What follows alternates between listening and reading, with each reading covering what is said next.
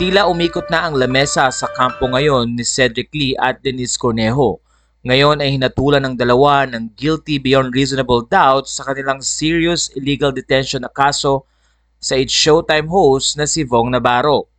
Ngayong Huwebes, May 2, 2024 ay binasa ng korte ang nasabing hatol para kina Cedric Lee at Denise Cornejo kasama ring nahatulan sina Zimmer Ras at Ferdinand Guerrero. Matatandang iniutos ng korte ang pag-aresto sa mga akusado sa parusang reklusyon perpetua o habang buhay na pagkakakulong.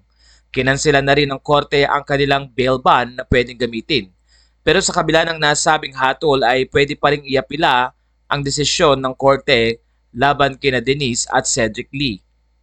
Matatandang 10 taon na nakakaraan nang mangyari nga ang insidenteng pambubugbog, ginapos at tinakot din at dinitina si Vong Navarro sa condo unit ni Denise Cornejo sa Taguig City na kung saan ay nangyari nga noong January 22, 2014.